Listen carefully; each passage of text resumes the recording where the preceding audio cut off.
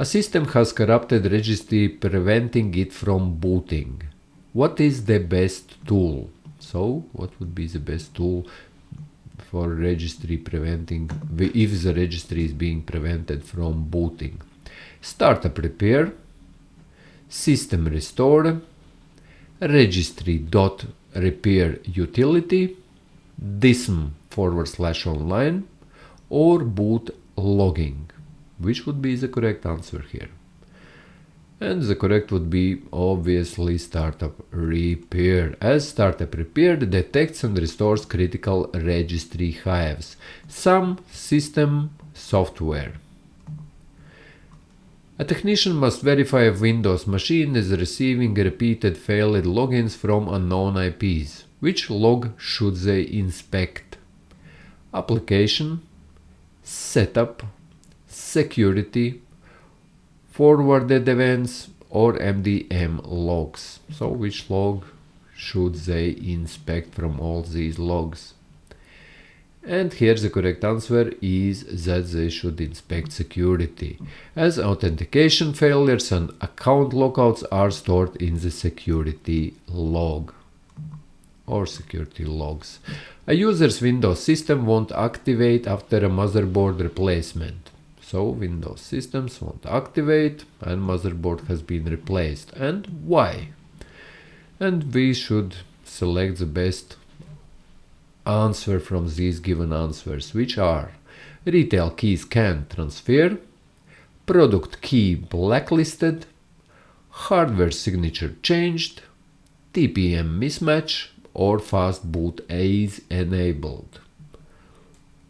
And the correct answer is hardware signatures changed, or hardware signature changed, sorry guys.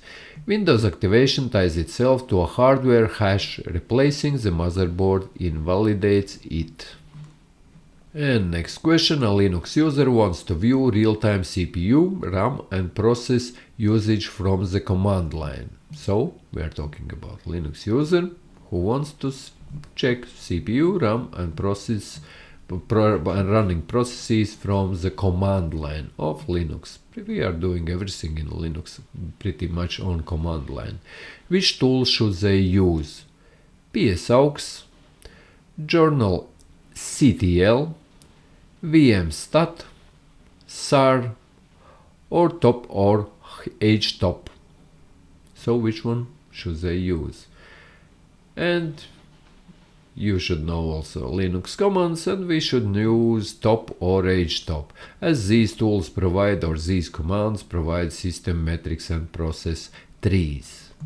Next question, a mobile device enrolled in an MDM or mobile device management cannot access gmail.com, but all corporate apps work. Why? CompTIA portal, web content filter policy, VPN tunnel blocking Google, incorrect DNS suffix, or browser cache corruption. Which would be the correct answer for this question? And here the correct answer is web content filter policy is most likely caused, as MDM filters can block entire domains or categories, e.g. personal mail. This is it for this practice test or practice exam questions. If you found this video useful, leave a like, and if you are interested in more videos, go to the channel's homepage where you can find many different other practice exams for different exams from CompTIA, Cisco and Microsoft. And see you in the next one.